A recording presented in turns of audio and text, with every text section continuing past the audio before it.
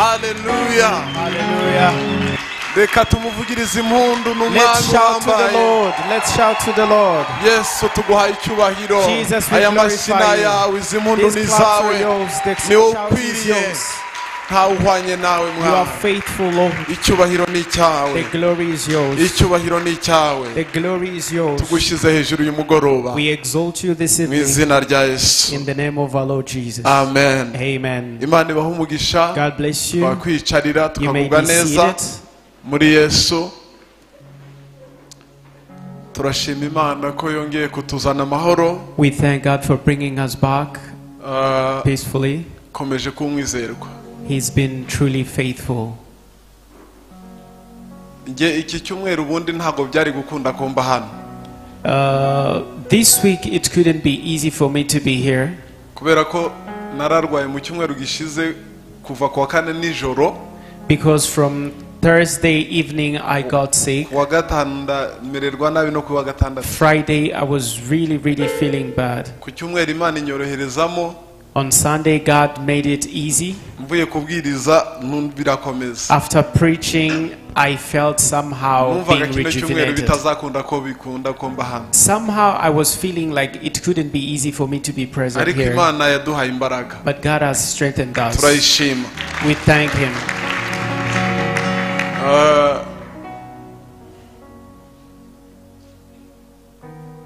Madamu we n'ubu ntago aramererwa neza arwayemo. Ntago nari nabivuze cyane ariko ntago yamerewe neza. My wife is still sick. I didn't tell you about that, but she's still feeling unwell. Ubundi natwe nubwo turi mu masengesho ntago nari kuzi no minsi yose ntari kumwe nawe.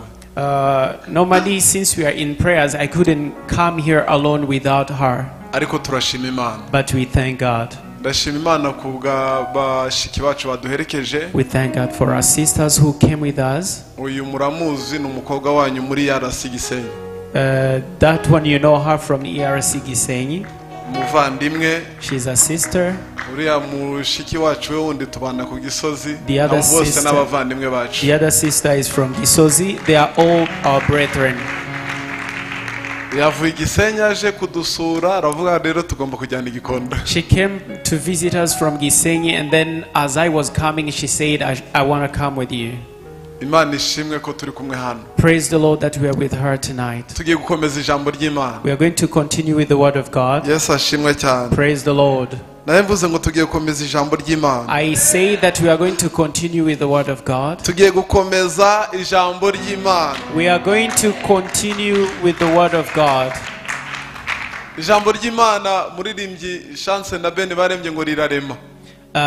Chance and Ben, they sang that there's a song of them which says that the word of God creates. Rirarema.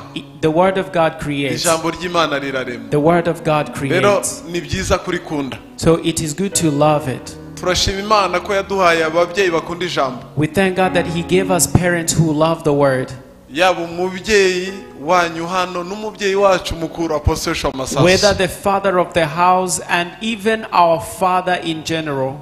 Badutoza ijambo kandi bakunda ijambo. They train us to love the word and they love the word. Umukristo ukunda ijambo ntago ajya apfapfana. A Christian who loves the word of God doesn't die easily. Nibo badasanzwe. They are the special people. Murabizi ko turimo tuganira hejuru yo ku urufatiro rwo kwambikwa imbaraga kwa ruko turi abantu badasanzwe. Kuba turi abantu badasanzwe rero icyo cyonyine kiduhesha uburenganzira bwo kwambikwa imbaraga. Our topic was empowerment, the foundation of empowerment, because we are special people.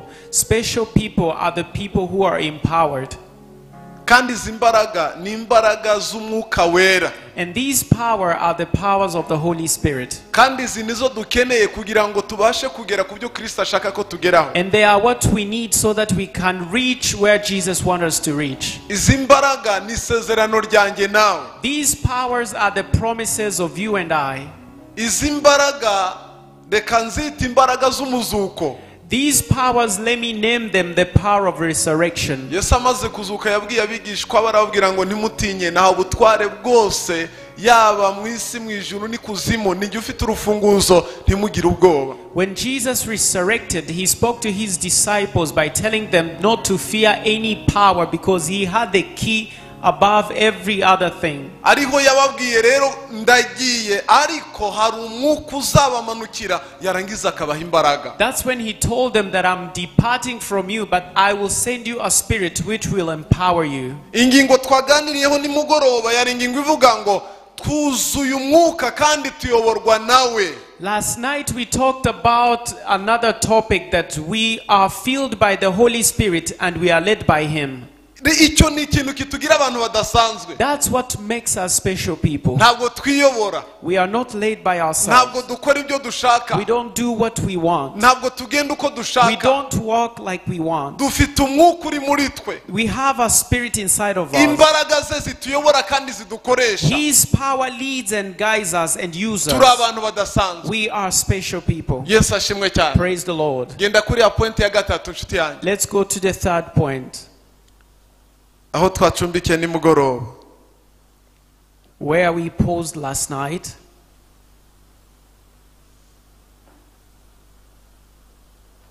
Twuzuye. We are filled. Mu isengesho Paulo yakunze gusabira abantu. In the prayer, Paul used to pray for people. Yarabasabiraga ngo ndashaka ko mwuzura umwuka wera. He used to pray for them that they will be filled by the Holy Spirit. Kuki Imana ishaka ko twuzura umwuka wera? Why does God want us to be filled by the Holy Spirit? Nukugira ngo ibitekerezo by'ubumana muri twebwe bikomeze gukora neza. Because God wants his thoughts to be strengthened and established inside of us. Nagarukiye kuri turiya tuntu tubiraho navuze ko tuzi ikijuru ridutekerezaho ndetse tuzi n'icyo dusabwa gukora. I talked of the 2 points there where we know what the heaven thinks of us and we know what we are supposed to do. Ndifuza ko basubirizaho bino byanditswe kugira ngo babirebe neza n'abataje nimugoroba. I want the IT team to project those scriptures so that even those who are absent yesterday may see them. Iki cyanditswe cyo mu Baroma kiratwereka uburyo yagiye mu Filipi nta kibazo nabyo ariko banza biriya bibiri bya mbere. We want the 2 first scriptures. Aha mu Baroma haratwereka ko abayoborwa n'umwuka ari bo bana b'Imana.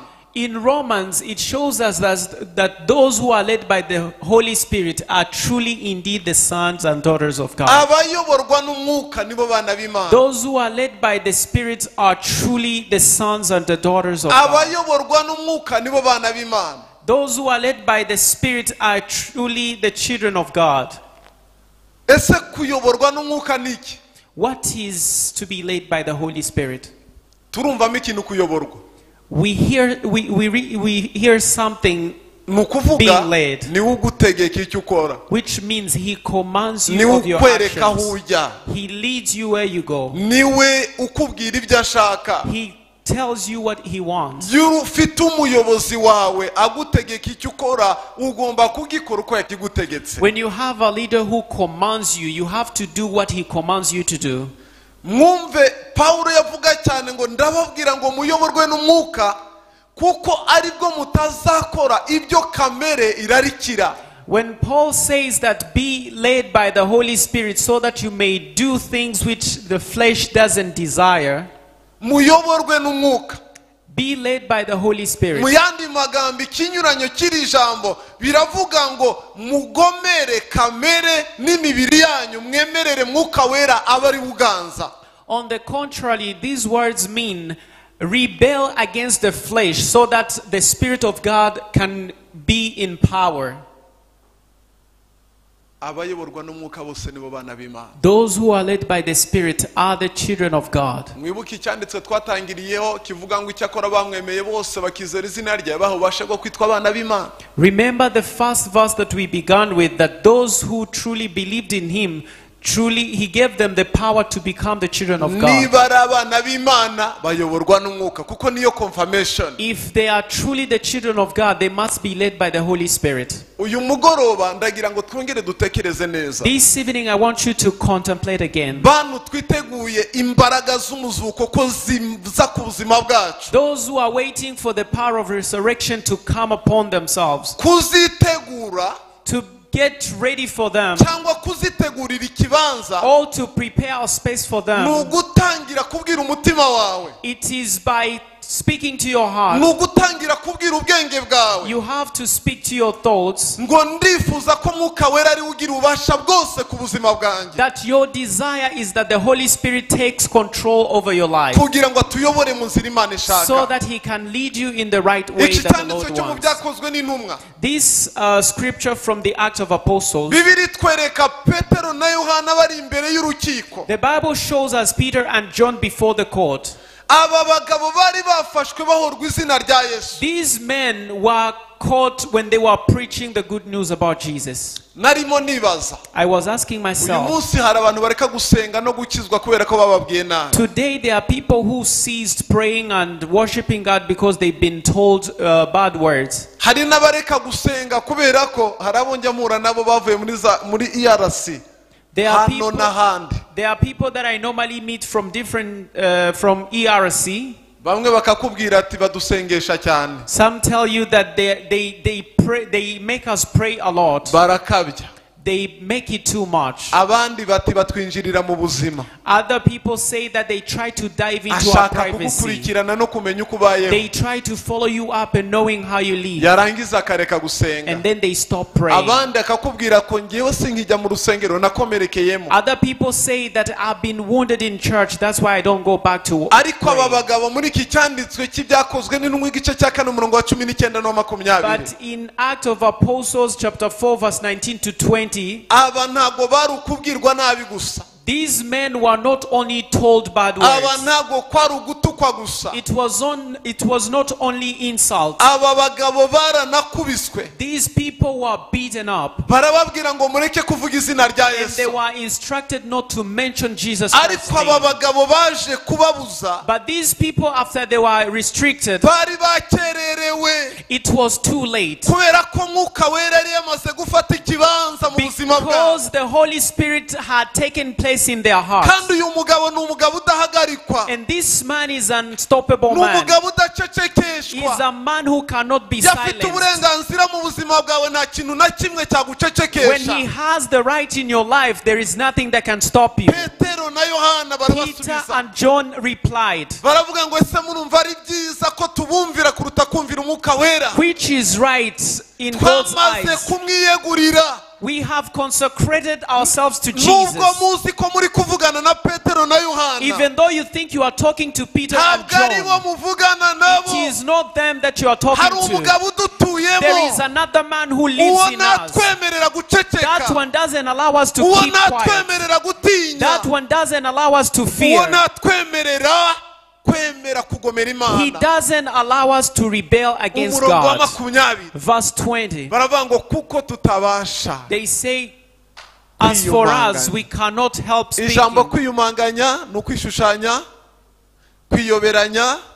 kwijijisha, ntabwo dushobora kubikora, This word, we cannot pretend, we cannot. kuko ibyo twabonye, Because what we have seen, ibyo twumvise, what we have heard, uwo mugabo twabanye nawe atubwira nakora tureba, that man, we lived with him, he used to perform things when we are seeing. ntabwo dushobora kwimanganya We kubiceceka. cannot stop but talk about what he did. Byararangiye, It is over. twarenze umurongo wo We kudakumirwa. have crossed the line of being restricted. Ndimo ndagusengera uno mugoroba, I am praying for you this evening, urenga umurongo Satani atakikugiraho so that you ububasha, can cross the line where the devil doesn't have authority urenga over you. umurongo wa wundi nawe uhamanya n'umutima ukavuga ngo sitarudi I nyuma. want you to cross the road where you speak to your heart and say, I'm not turning back. Reka mbabwire nshuti z'Imana, Let me tell you, friends of God, hari abantu batazigera bakiriza imbaraga, there are people who will never receive these ni powers. abantu batiyemeje There are people who didn't kandi batamaramaje. make a decision, who didn't truly consecrate to him. Mwuka Wera ntabwo azigera amanuka mu buzima bwawe kugira ngo akore imirimo n'ibitangaza, agaragaza imirimo ye igihe cyose utaramaramaza kwakira imbaraga ndengakamere z'Imana. The Holy Spirit will not come, will not ascend upon you to perform miracles and wonders unless you have resolved to proclaim God in your life. Natangiye mbibabwira, I started this by telling you ntabwo leta y'u Rwanda yafata umuntu bahuriye mu muhanda batazi bamugire minister. the government of Rwanda can't pick anyone randomly and name him the minister. cyangwa bamubwire ngo ugende uhagararire u Rwanda mu gihugu runaka. They can't appoint him to represent the country, to be an ambassador in another country. nta nubwo wafata umuntu utoraguye hariya ngo umushyire muri kagasaro kawe ngo agukorere. You can't even pick a random person from anyone to come and serve you at your workplace. Why can't we do that? Because we don't know these people and we don't trust them. God wants trustworthy people. God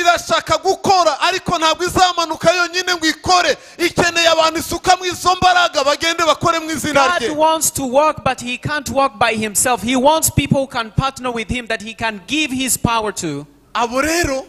Those people, they are the ones I talked about.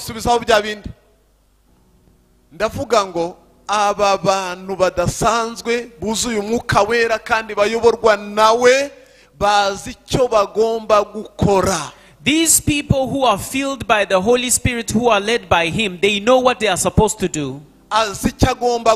This person knows what he's supposed to do, the time that he's supposed to do it, because this person is an army that has all the requirements. In the name of Jesus Christ of Nazareth,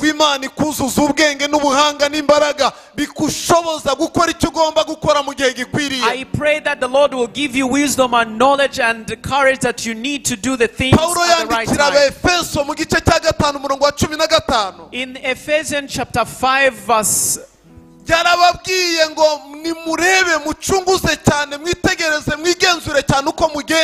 he said that inspect yourselves how you walk, so that you may walk as fools. And he added something very strong. He said, hurry up, because the days are bad. The world is using so much strength. The world is in a hurry.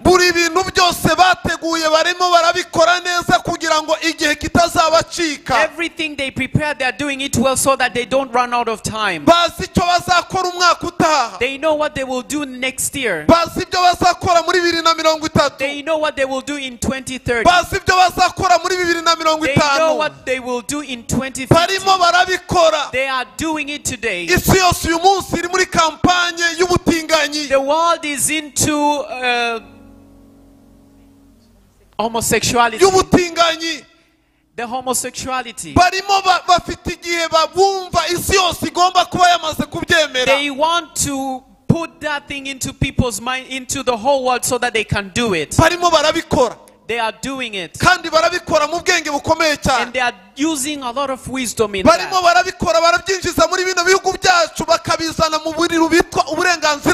They are trying to incite Africans as in the form of the human rights, so that even the laws of the countries may not follow them out. They are doing everything because they know how to use their time. The time is now. God is going to release his power on his people. There is nothing. We are doing what we are supposed to do in the right time. Our Lord will manifest because we are special people. There is power of God that works in us. They are doing it. Yes, recently, the president, the American president's wife, after he came from Nairobi recently, in the next morning, the Supreme Court, they published that no one should harm homosexual people. Do you hear that? Wise people, hano hanze basesengura ibintu outside here who try to go through bagaragaza ko things. mu byari byamuzanye uwo mugore They showed that some of the things that brought bari her, ukwemeza leta ya Kenya nabyo ko ibyo bintu itagomba kubabangamira. it was to introduce that to Kenyan's government. Abo ni abasesenguzi basesengura ibintu. Those are the people who see things with a lot of wisdom. Ariko nanjye nkabihamya nkabishimangira But as for me also, I emphasize that kuko iyo bivuzeho utemeranya nabyo, because once you try to contradict it, ikintu cya mbere bakubwira the first thing that they tell barakubwira ngo inkunga turazihagarika, you, they tell you that they will stop their inkunga turazihagarika. their support. Bazi icyo bagomba gukora, They know what they are supposed bazi icyo bashaka, They know what they want. bazi ko bagomba gusohoza umugambi w'uwo bakorera. They know that they have to fulfill the plan of Ariko nanjye their ndimo king. ndagusengera But I'm also praying for muri you. aya masengesho, In these prayers, itegura imbaraga get ready for the zo powers. kugukoresha The powers that will use you igikwiriye to use you mu for the gihe right thing gikwiriye. in the right time. Imana yacu igomba Our kugaragara, Lord must manifest. imbaraga z'Imana zigomba kugaragara. The power of the Lord will manifest. Yesu yavuganye n'abigishwa be Jesus spoke to his arababwira ngo disciples musigare i Yerusalemu,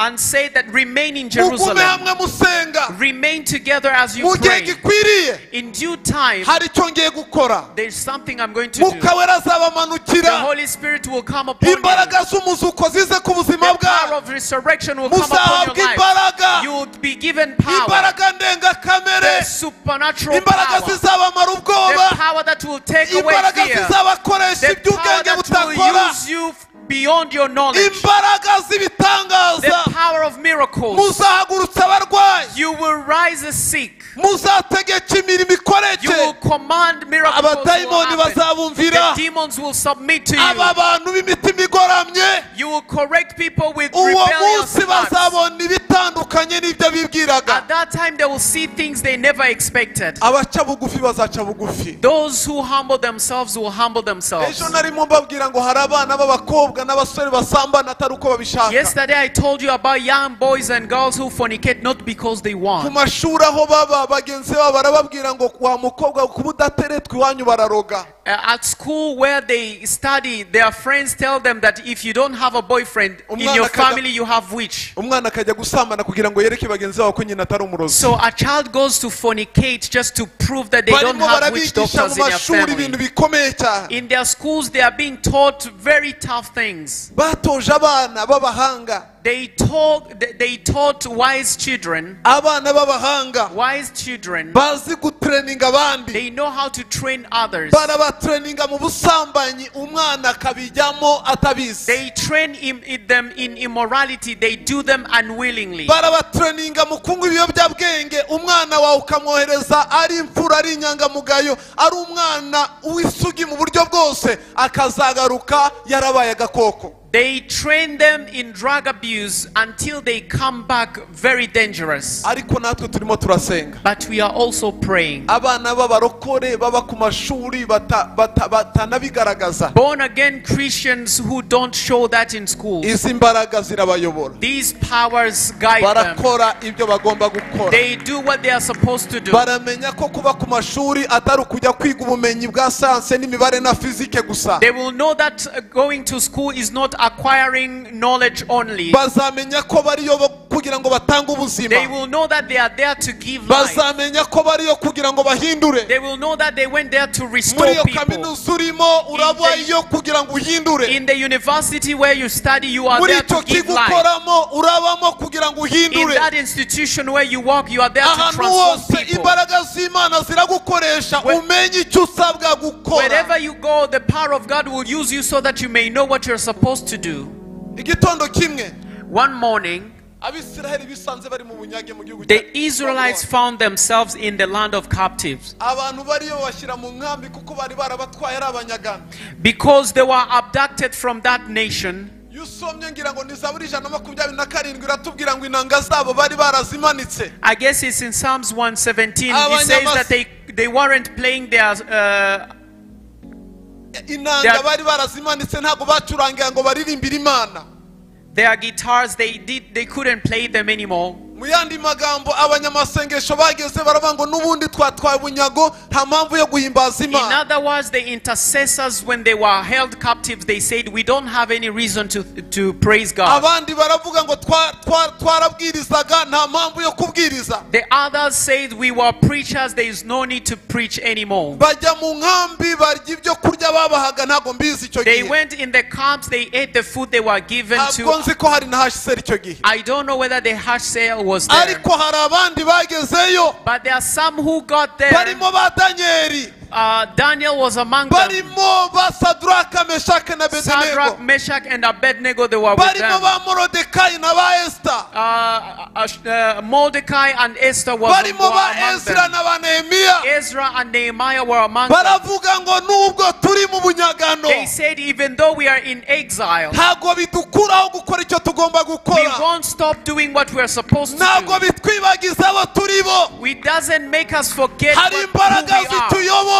There is powers that hari guide us. umwuka wera uri mu buzima bwacu. There is the Spirit of God that is in our lives. Bavuga ubutumwa. They spoke good news. Bavuga ubutumwa. They spoke of the good kandi news. kubera bano bagabo. And because of this men, mu babajyanyeho ubunyage. those who held them benshi captive, bamenye Imana. many of them turned to mu God. gitondo kimwe Nebukadinezari In one morning, Nebuchadnezzar, yaravuze ngo Imana ya Danieli he said the God of Daniel, niyo Mana yonyine he is the only God ikwiye gusengwa. to be worshipped. ndimo ndagusengera I am praying for you ngo mu gitondo kimwe that one day bavuge ngo Imana yawe people will say that niyo your Mana ikwiye God, gusengwa. He's the only God to be bavuge ngo worshipped. Imana yawe Your God, niyo Mana yonyine. He's the only God to be ndimo worshipped. ndasenga I'm praying Imana yagurutse ba Danieli. that God may Imana raise yagurutse ba Daniel, Esteri. that God may Imana raise yagurutse Esther, abagabo n'abagore that God batikunda. will raise men and women who don't bazi love icyo themselves, bagomba gukora mu gihe who know gikwiriye. what they are supposed to do in the right time, batitaye ku cyaba ku buzima bwabo. without caring what might happen to batitaye their ku lives, gisebo bagira. without caring about the shame, batitaye ku babanga. without caring about their haters, batitaye ku byo bahomba n'ibyo without caring batakaza. of what they might lose. turi mu minsi abantu barimo bemera kuva ku Mana kugira ngo badatakaza inshuti. We are in the days where people are renouncing God so that they may not lose their friends. abantu bagakora ibinezeza abantu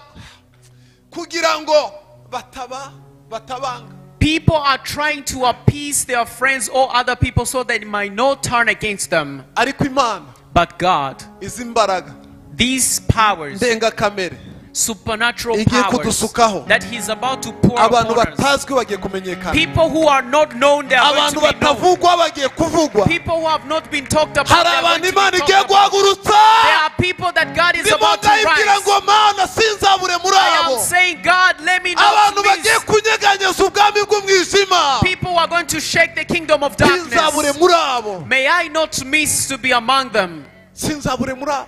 May I not be missed out. aba bagabo bafashe Yesu bakamubamba. These men who crucified Jesus, Petero yarabanyeganyeje. Peter shook them. babura amahoro. They couldn't have peace. bananirwa kuryama babura They ibitotsi. couldn't sleep. baravuga ngo noneho ibiri gukoreka ibi biratugaragaza ko tubeshya. And they said, now what is happening proves that we are liars. bashaka uburyo bwo kubica. Gamaliel arababwira ngo nimubica haravuka abandi. They tried to kill them, but Gamaliel said, if you kill them, others will be born. umuntu wuzuye imbaraga z'Imana kuko abazi ko ibyo akora atari bubyikoresha ntabwo atinya urupfu. Someone who is filled by the Holy Spirit's power, because what he's doing, he's not led by himself. He doesn't fear death. azi neza ko icyica cyica umubiri ariko umwuka w'Imana ntawuwica nta n'uwuboha. Because he understands that whatever kills the flesh, but the spirit remains. Paul yaravuze ngo umwuka ntawuboha. baraboha amaguru n'amaboko ariko ikimurimo ntawukiboha.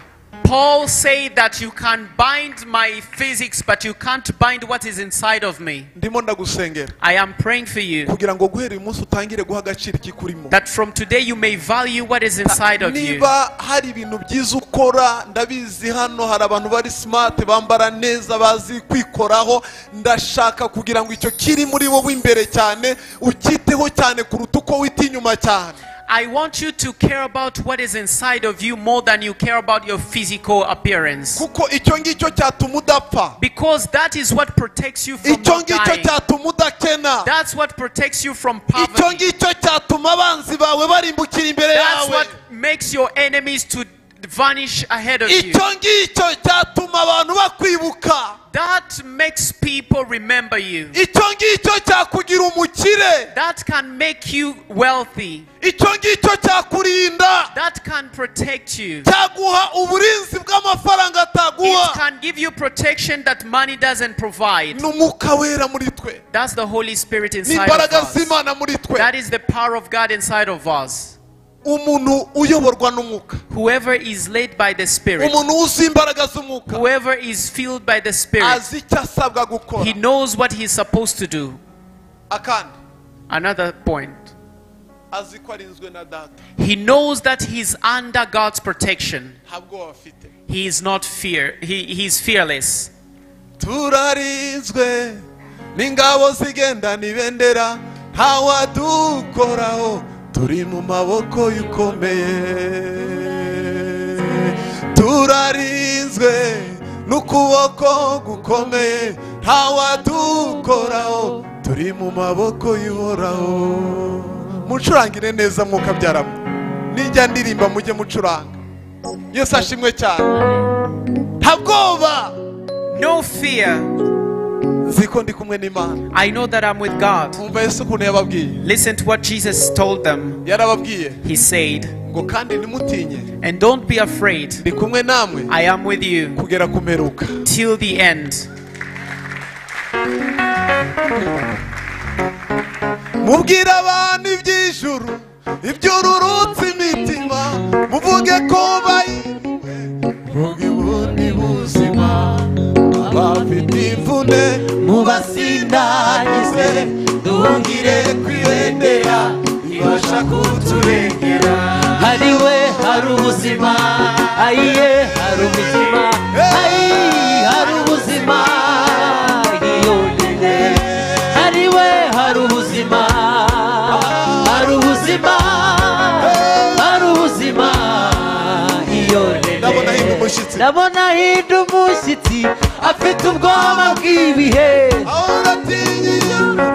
buri joro nasinzira muririmbira indirimbo zihumure, nyuma y'ibihe n'ibicu hari ubundi buzima, hariwe hari ubuzima, ayi hari ubuzima, hari ubuzima, iyo nene. Haleluya, Haleluya, haleluya, haleluya. ntabwo twagira ubwoba twigaragambye nk'abanyakenya ngo ifu yahenze. We can't be afraid and start demonstrating in the Iriya streets. myigaragambyo iri muri Kenya iravuga ngo akawunga kahenze. Do you know every strike in Kenya is about the increase in price of kaunga? Niko bimeze, ntabwo ndi kubabeshya. It is true, I'm not Mujye lying to you. mukurikira amakuru. Sometimes follow news. Kandi ntabwo ari muri Kenya gusa. And it's not only in Kenya. Natwe ikiro cy'ibirayi kiri 650-700. Even as a kilo of Irish potatoes, it's around Ariko 600, abanyarwanda 700. barizera. But Rwandans are people with Reka faith. dukomere Imana amashyi. Let's clap for the Lord. Ntabwo tuzigaragambya ngo ibyo kurya byahenze. We will not strike because food is expensive. Kuko guhenda no guhenduka ntabwo ari byo bigena ubuzima bwacu. Because whether it's expensive, whether it's not, it doesn't manipulate our Bihenze lives. tuzarya, Whether it's expensive, we'll eat. bihendutse tuzarya. Whether it's not expensive, we'll Kuko eat. turinzwe n'Imana. Because we are protected Our by God. provider. God is our provider.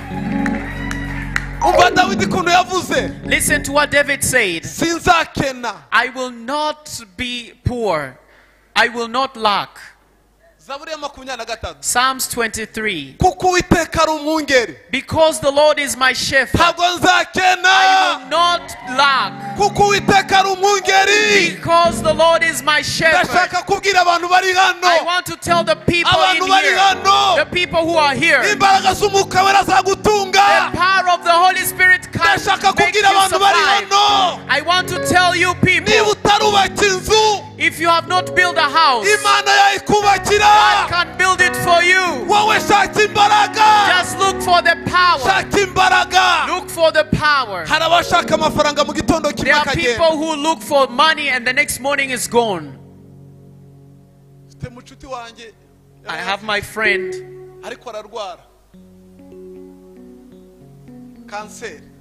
He got sick of cancer.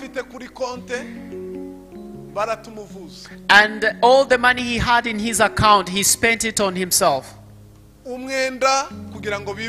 Until they got a loan. After that, they even sold their house. And in another words, he worked for all that by himself, and now he finishes them by himself again.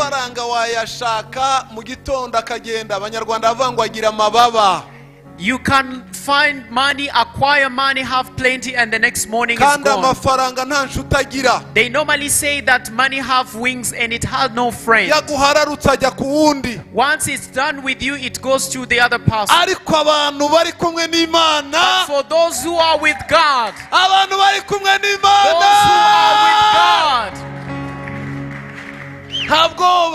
they are not, they are fearless.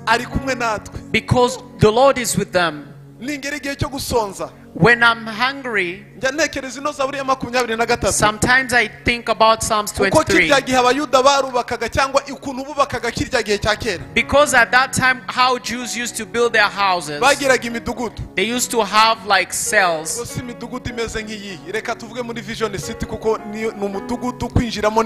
Let's talk about like a court, like Vision City. That's how they used to build their homes.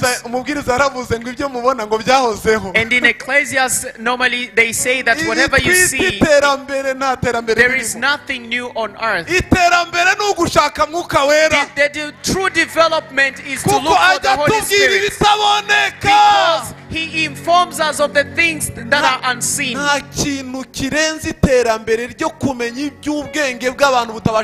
There is no development that is beyond knowing the mysteries of that the wise people cannot find. And then he was surrounded by enemies. And in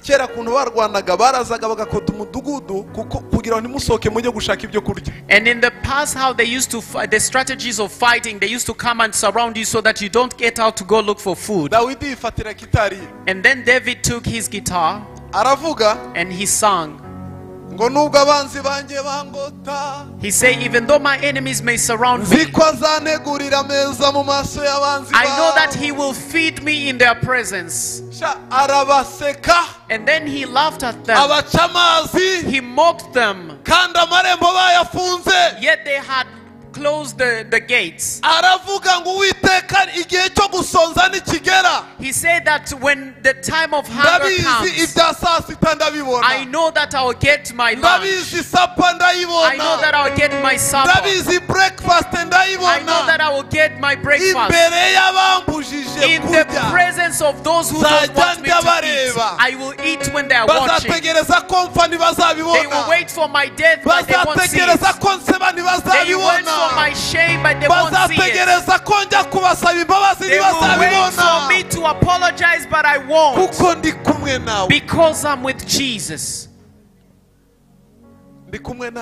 I am with Him. I am with Him. I am with Him. Let me tell you, in these prayers, look for the presence of God with you.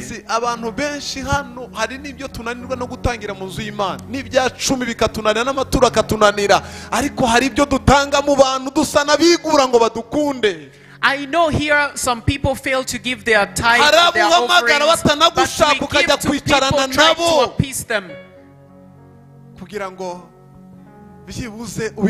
We give to them so that we can be their friends. But there's one thing that I've understood, and I'm a testimony to that. mfite abantu benshi dukunda n'abanankunda bakomeye n'aboroheje atari uko nabishyizemo imbaraga cyane. I have many great and many normal people that we love each other, yet I never give them anything. And they truly love me because I'm a servant of God.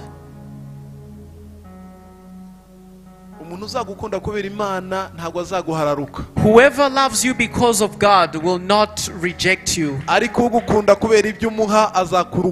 whoever loves you because of what you give to them, they will vomit you.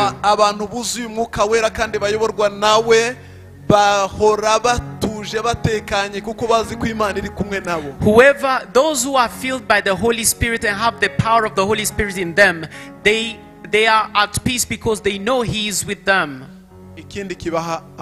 Another thing that gives them peace, it is to know their end.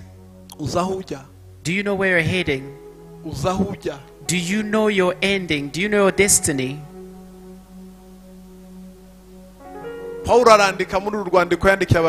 Paul said in this letter, he said that for us, our home is heaven. Heaven is something that many people don't want to hear about. Abantu barashaka bavuga butumwa baza bakabareberayo bakababwira uburyo bazaba bakire bazajya mu mahanga bazajya gutura Canada no muri Amerika. People want men of God who will prophesy upon their lives, they look ahead, tell them that they will go to America, have visas and many things. Iri Amerika na Canada n'Uburayi birabizo bigerekeranye mwabonye ejo bundi cy'Imana yagaragaje ko gishoboka muri Turkiya no muri Syria igitondo kimwe byabizo byubatswe n'aba engineers bakomeye. Abaturikiya barakomeye ne bari kutubakira stade ne batwubakiye convention, ariko mu gitondo kimwe twagiye kubona ibintu birahungabana. Did you see there's all those big tall buildings that are built in America? Did you see what happens in Turkey? Hari ahantu bababwira cyangwa mushaka ko abahanuzi bababwira those places you want men of God to prophesy to you, there is no life there. The life, the true life is in Jesus. The true life is when the Holy Spirit lives within you. True life, it is to have His power working in you. And today they still don't know that the Lord exists. They don't know that. When tsunami came, they didn't understand. America knows how to protect. One morning, the World Trade Center collapsed. They have satellites that protects them. They have missiles. When you try to shoot them, they stop your missiles in the air. But in that morning, God said there are things you don't know. Until today, they haven't understood. Many people don't fear God. They don't know that God lives.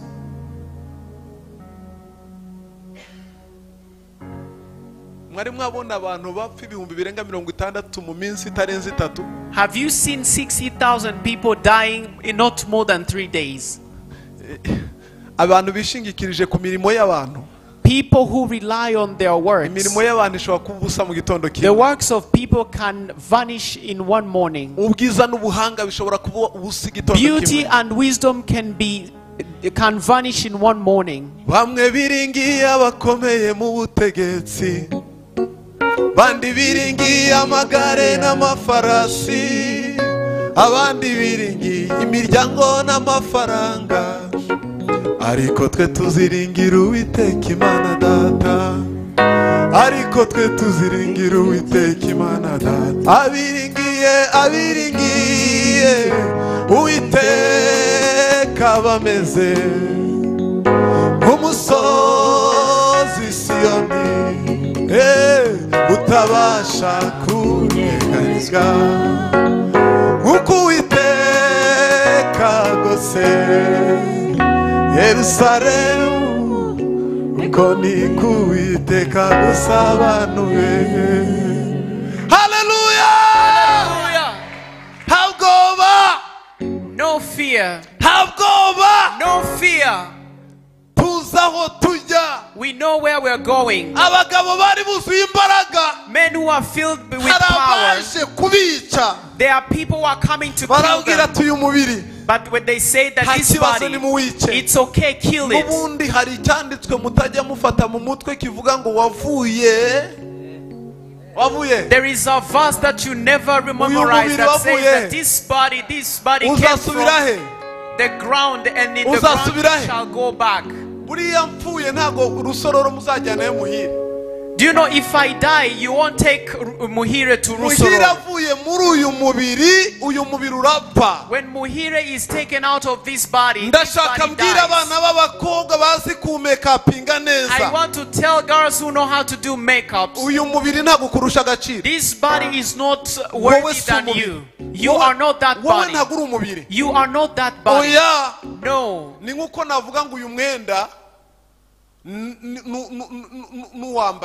It's like when I say that this cloth that I'm putting on, and I care about this cloth more than I care about myself. Everything you care about will be left behind.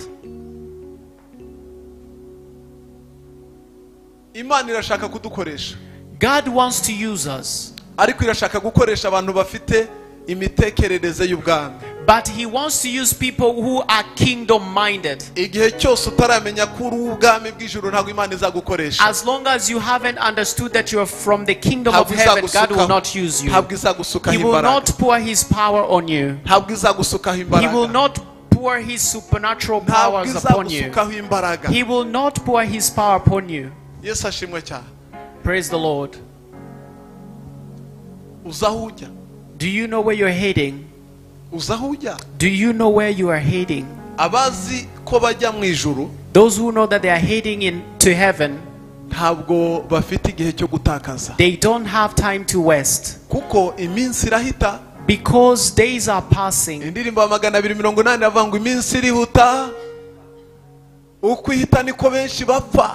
As days pass by, that's how many are dying. We don't have time. We don't have enough time. We have a place where we're going. That verse in John chapter 4, when Jesus met the Samaritan, when the disciples went to eat, as they were going to eat, Jesus went where? He went to the river. He went to the river. He went to find the Samaritan woman. He went to find the Samaritan woman.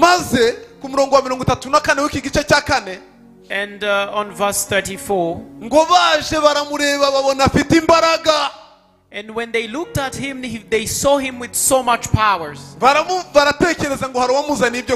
then they thought that someone has fed him. I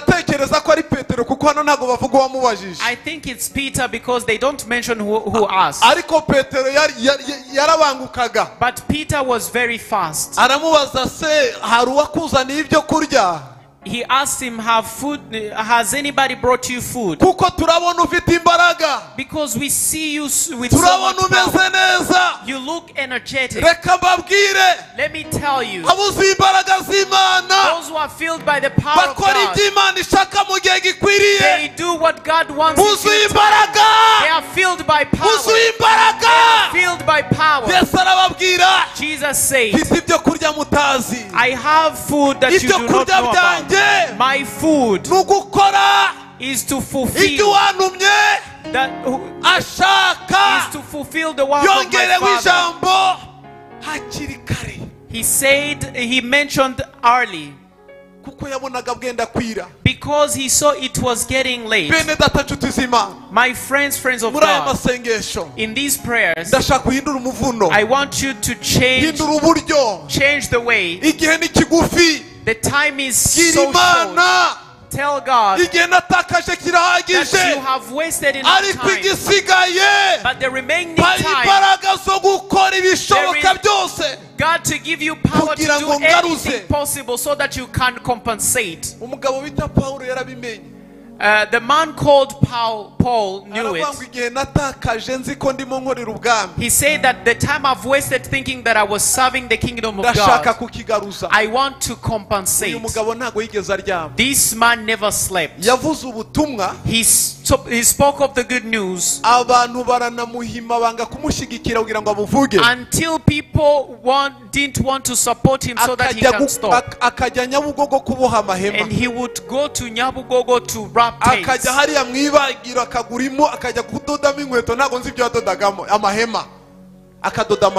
He would go to do any kind of job.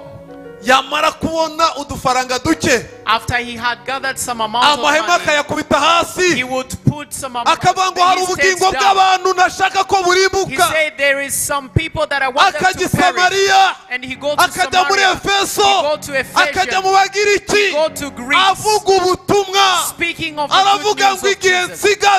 He said that the time that is remaining, I will do what God wants. I will not appease myself. I will not do things that makes me happy. I see God pouring His Spirit upon His people. There are people who are going to put down everything which was taking their time. They are going to do what God wants for them to save the lives of people. Today, what we see that are useful for us, it's because we haven't known something. But once we understand that we are rushing to heaven, and we understand that whatever we do here will follow us, and whatever that will follow us, is our houses are not included. It's not even your degrees. It is not even the marriage that you desire. And not even the beautiful children you bared. God will value that you allowed Him to serve Him, to serve your purpose,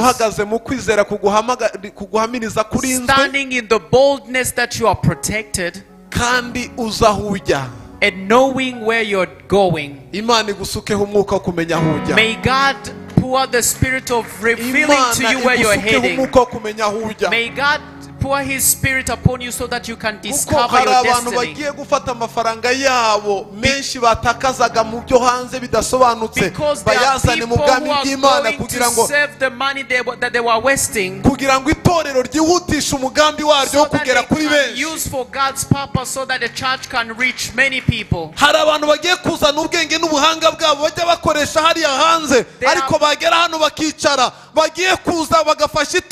Gukora ama strategy, gukora ingamba, bakagenda bagakora ibintu bituma itorero ryihutisha imirimo ya. There are people who are going to bring their wisdom and knowledge in church so that the church can develop faster. Hari abantu Imana igiye gusukaho ubwenge bagakora imishinga ikomeye bakavuga ngo inyungu zizavamo zizashigikira itorero. There are people who are going to bring their minds and serve the church so that many projects can be started in the development of church. Because there are very many wealthy people who are supporting and investing into homosexuality. Other people are sending it into rebellions. People who have rebelled against the government so that they can kill people. Other people are using it in many different ways so that they can oppress mankind. I see people being awakened. I see people awakening people. I see God awakening people. I see God bringing authority over your lives. You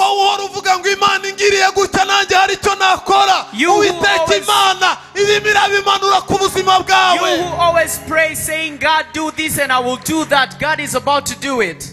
Imana irimo iramanura.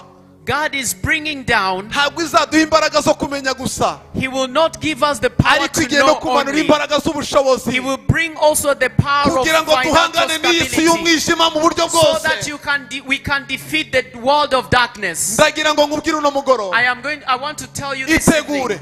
Get ready. Itegure. Get ready. Itegure. Be ready. Itegure. Be ready. Kuko Uwiteka araje. Because God is coming. Ndagira ngo mvuge ku ngingo ya kane gatoya. I want to talk of the fourth Ingingo ya kane gatoya. point. I want to talk of the fourth point. Ingingo ya kane ivuga ku gusabana n'Umwuka Wera.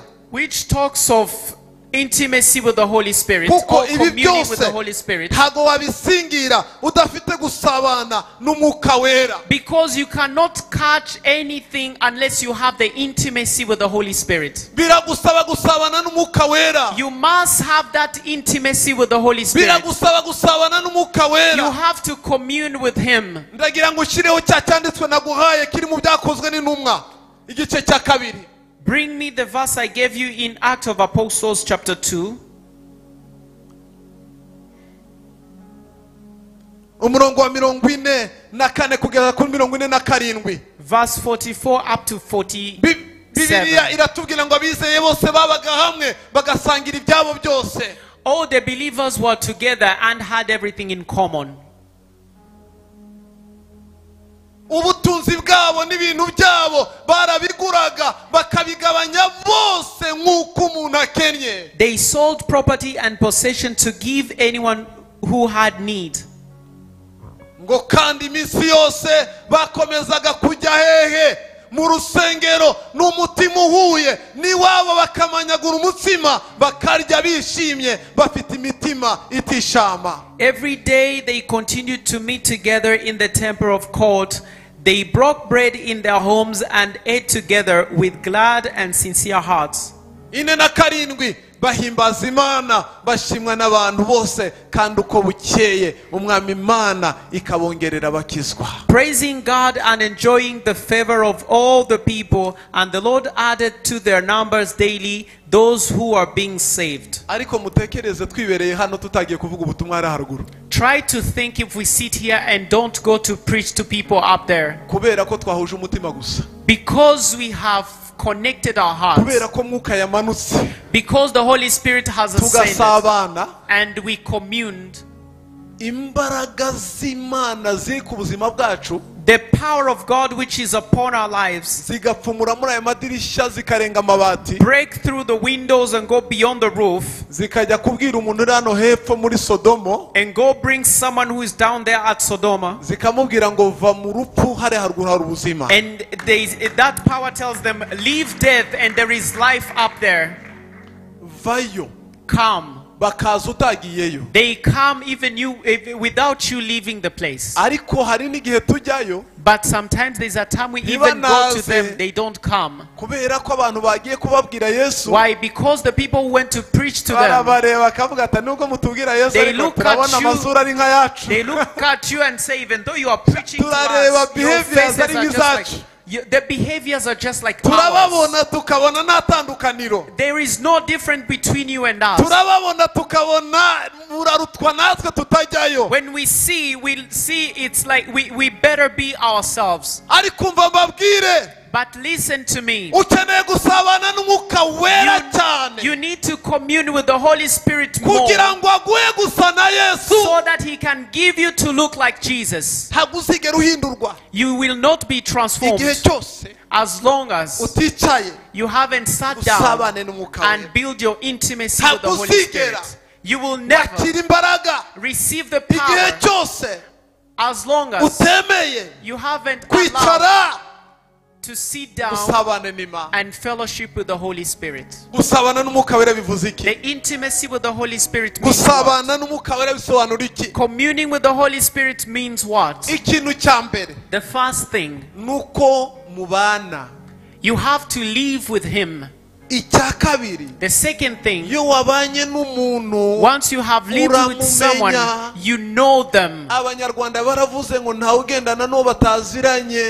Rwandans say that you can't walk with someone you don't know. The Holy Spirit, there is something He wants to know from you.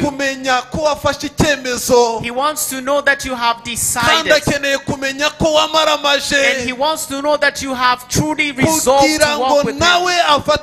So that He can also resolve to walk with you. Once you have known each other, once you have understood each other, you walk with each other so that He can teach you. Jesus said that when He comes, He will teach you all truth. We don't know how we are supposed to serve God. And apart from being empowered, we do not know how to serve God. How you walk with Him.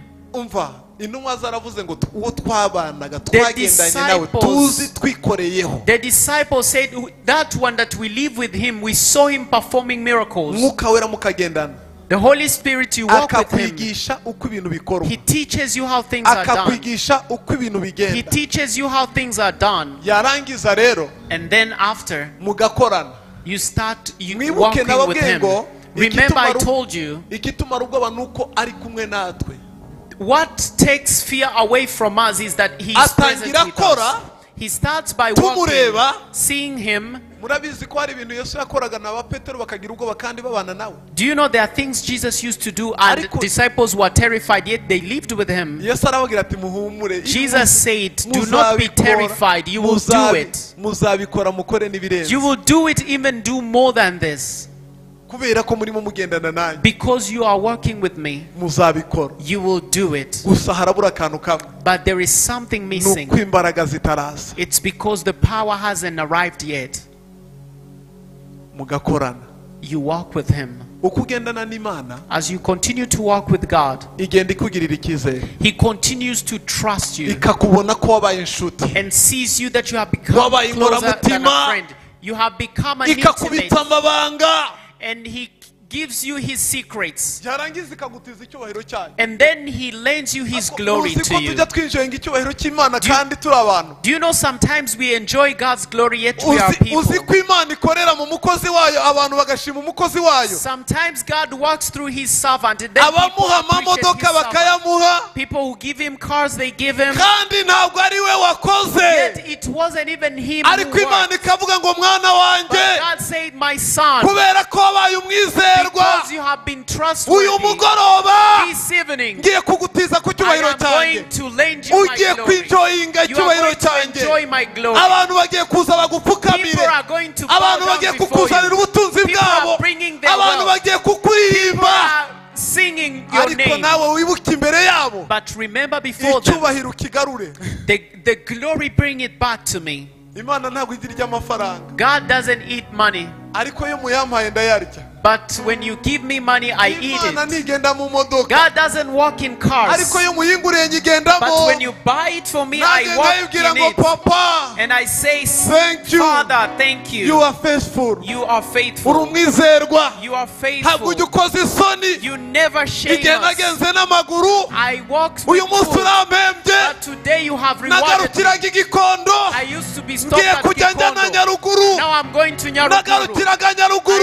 I used to stop with Nyaruguru. I'm going to Kayanza. This car will serve you. I used to serve you when I speak Kinyarwanda. Now I speak English. If I go to those countries, I will speak to them that God is good. There is nothing that will stop your calling in me. But there are people that lended His powers, but they misuse those powers. I'm going to talk about these two people. We shall talk about the rest after. Someone called Aaron. Imana yagiriye icyizere gikomeye God cyane. trusted him so much. Ahagurukana na Mose, Imana ikora ibitangaza. He stood up with Moses. God made Imbaraga many wonders. ziramanuka. They saw many wonders. Banyeganyeza Egiputa. They shook Egypt. Ariko igihe kiragera mu gitondo kimwe. But in due time one morning, Uyu mugabo atesha agaciro imbaraga z'Imana. this man misused God's power Kubera gutinya abantu. because of fearing people. Imbaraga z'Imana. The power of God, Ndengakamere. supernatural power, Zigiye kumanuka ku buzima they are bwawe. coming upon our lives. Uzagera igihe There are times will come uzitesha agaciro. that you will misuse Kubera them gutinya abantu. because you fear people. Uzigere Never do that. uzitesha agaciro. Never misuse God's Kubera power gutinya gutakaza just favor. because of the fear of losing God's people's favor. Niyo waba ari ugutakaza ubudirektere bwawe. Even though you might lose your name as a director, gutakaza kampani even though you might lose your company, uzemere ariko ntuzatesha agaciro lose imbaraga that z'Imana igiye company, gusuka but mu buzima don't bwawe. misuse the power that God is about to pour in your life. Ngo Mose ajya ku musozi. Iki cyanditswe mu Mose ugisoma ntabwo ngisoma. And Moses went on the mountain. Ajya Read this gusabana verse. n'Imana nk'uko He yarabimenyereye. went to commune with God Kubera as ko Mose usual. yari azi ko ntacyo yakora atari kumwe n'Imana. Because Moses understood that he couldn't Yari do nothing umuntu without God. nk'abandi. He was a normal person. N'amateka ye ntabwo yari asanzwe. Even his history was Ariko unusual. amenya ko kuyobora Abisirayeli. But he understood that leading the Amenya ko Israelites, kubaka urugo neza. he understood that building a family Amenya ko well, gukundwa n'abantu. he understood that being loved by people, Ntabwo ari ukubera we. it's not by himself. Ajya mu butayu. He went in the wilderness. Bibiliya avuga ngo atindayo. The Bible says that he took longer in that wilderness. Atinzeyo. When he took Ubu longer, bwoko buravuga ngo bakoresheje ijambo ngo wa muntu rero nawe yatinze. they use the word that Moses has taken too long. N'Imana ye nayo tubona. And we don't see his God. Bahindukirira Aroni. They turn to Ni Aaron. wowe ujya ubana na wa mutipe. You are the one who normally speaks to Dushakira Moses. Imana idusubiza muri Egiputa. Make us a God who will go before us, who will take us back to Egypt. Aroni nta kintu yababwiye. Aaron didn't say anything. Ababwire ngo mutegereze Mose kuko yagiye kureba Imana. He didn't tell to them that you should wait upon Moses because he Yabahaye went to seek igitekerezo God. nimwiyambure imikufi muyime. He said, give me all your Bacurire chains. ikigirwamana. Give me all your chains. I'm going to make you a God. Atesha agaciro And he misused icyo Imana yari yaramuhaye. what God has given to him. Ariko nta kindi nawe cyabimuteye. But there is nothing else that made him do that. Yatakaje kano kantu bita ubusabane n'umwuka we. He had lost his intimacy with God. Mbona Aroni akorana na Mose muri Egiputa. I see Aaron doing a lot with Moses Ariko in ntabwo Egypt. mbona Aroni Imana imuvugaho uburyo yasabanaga nayo mu buryo bw'umwihariko. But I don't see God talking about Aaron having a deep intimacy with him. Mose turamubona ajya ku musozi avugana We n'Imana. see Moses going at the mountain speaking to God. Uyu mugabo nubwo yitwa umutambyi ntabwo tumubona. Bibiliya igaragaza aho ari mu mwiherero ashaka mu maso y'Imana. This man, even though he's a priest, the Bible doesn't talk about him going to commune with God. Uyu mugoroba umukozi w'Imana dusabye ngo dusengere mami kubera ko ari mu mwiherero arimo asenga ashaka mu maso This y'Imana. evening, the servant of God reminded us about praying for mom who is in Nuko privacy azi with neza God. ko ntacyo yageraho nta n'icyo yakora. Ayobora aba bantu atafashijwe n'imbaraga Because z'Imana. she knows that she cannot lead the flock of God without the presence of the Holy Spirit. Abawukorera ikigirwamana. And he built them an idol. Hari icyaje hano mu Rwanda cyo gapfa. There is something that there's an idol that came in Uyu musozi this tujye country. tuwusengera cyane kuko kiri hano haruguru. Pray for Bakijyanye Rebero kwe. they took it to Rebero Mountain. Cyamaze muri convention iminsi 7 numva gahinda. It took 7 days in a convention center Kivuye mu Buhindi cyo from Indian. abantu baragisingiza ikintu kitavuga. And people worship that thing.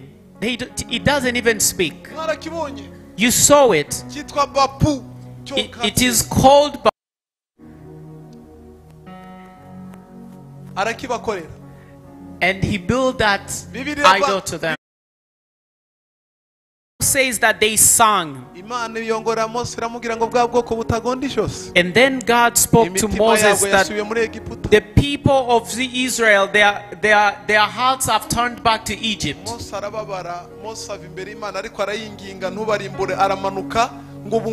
Moses was so sad, and then he pleaded to God not to kill them.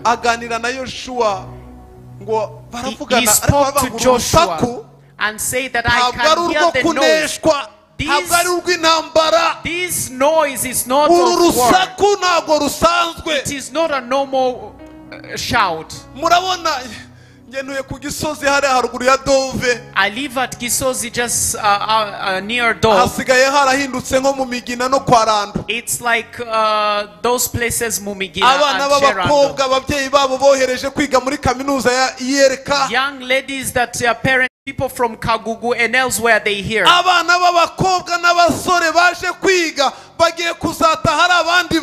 Young ladies and boys who came to study when they were nice boys, they will go back home changed.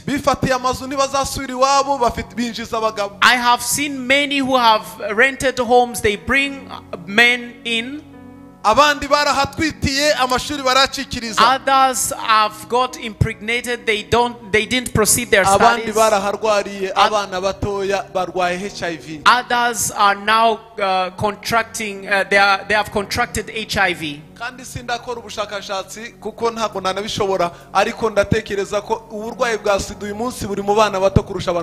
And I have not done this research, but I tell you the truth that HIV virus is in young people than adults. Young ladies, young men, be careful. That disease is in that stage. So they spend the nights in their nightclubs. They dance. I pass by with my wife and they feel so much sorrow. Abasudani biga hariya baruze ni na benshi bari benshi cyane mu mihanda byasabye polisi kuza gufunga kabari. Recently, I don't know what happened. People from Sudan, whether they had an event to celebrate, they were all over in the street until the police came to lock down the bar. They have also their idol. Now listen what I wanted to tell you. Moses came back and asked Moses, what is this? Listen to what he answered.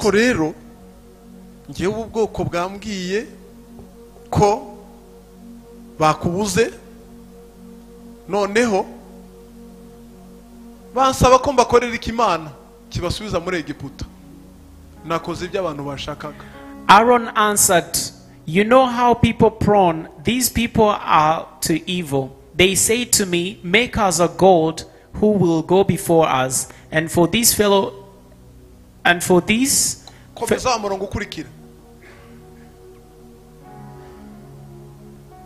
Mose arababaragira gahinda. Ningo kubwira Aroni watinyutse Imana ukora ibyo abantu bashaka kugira ngo bashimishe. Moses was filled with sorrow. You have despised God and you choose to appease people. Imana irabaha imbaraga zo gutinyuka. God will give you power to confront. Hago mvuga kuri Sauli ariko Sauli nawe Imana imutuma kurimbura abamareki. Bibiliya avuga ngo aragenda ateshuka kuki Imana yamubwiye. Samuel amubajije aramubwira ngo abantu bashatse ko tuzana zino nka. Abantu bambwiye narebye ibyo abantu benshi bashaka nirengagiza iby'Imana shyira mu bikorwa iby'abantu. I won't talk about Saul because God sent him to destroy the Amalekites, and then he did what God didn't really instruct him to do. This evening, Imana God iguhe give you gutinyuka abantu, the power to confront people. Iguhe gutinyuka majorite. May he give you the power to confront the majority. Ntutinye kompoza igitekerezo cya rubanda nyamwinshi igihe cyose kidahuye n'ubushake bw'Imana. May you not not fear to oppose the or suggestion of majority as long as it's not matching with the will of God. kuko wowe n'Imana murakomeye. Because you and God are great. Sabana nayo. Fellowship with Shaka God. mu maso hayo. Look for His face. Izakora ibikomeye mu He buzima will do bwawe. great things in your life. Muri aya masengesho In these prayers, Imana igusukaho imbaraga. God release His power Turimo upon you. turasabana nawe. We are Turimo turashaka fellowshipping mu with maso God. ye. We are searching for His Turimo face. turahamagara imbaraga We are ze. calling for His Izo powers. mbaraga zimanutse mu buzima His bwawe. powers may Ziguhe gutinyuka. His power come into your Ziguhe life and make you gutinyuka. bold. Ziguhe gutinyuka. May His power give you Kandi boldness. ushakishe Imana n'umutima wawe And wose. then search for God with all your Kuko heart. biravuga ngo abanshakana umwete bazambona. Because the Bible says that those who look for me Nibwo diligently will musabane. find me. Shyiramo imbaraga mu gusabana n'Imana. Put more effort in the intimacy Tugiye with the gusenga Imana, Lord. We are going duhaguruke. to pray. Iyo Mana ni nziza. Iyo Mana ni nziza. Oh, iyo Mana ni nziza. Oh, ni nziza. Iyo Mana, iyo Mana. Ndagira ngo uhaguruke zamura ibiganza byawe dufatanye n'indirimbo turasenge. Iyo Mana ni nziza. Iyo Mana, iyo Mana ni nziza. Ni nziza, ni nziza pe. Igira neza. Iyo Mana, iyo Mana ni nziza. Iyo Mana ni nziza. Iyo Mana ni nziza. Ni nziza, ni nziza.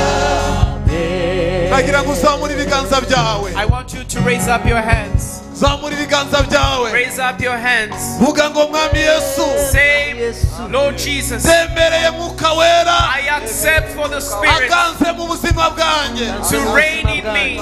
Zemereye Mwuka Wera. I let the Holy Spirit Ategeke. to reign in me. Ategeke. Reign in me. Ategeke. Reign in me. Ame kumenya igikwiriye. May He give me the power to know Kora what's igikwiriye right. mu gihe gikwiriye. Do what's right in due time.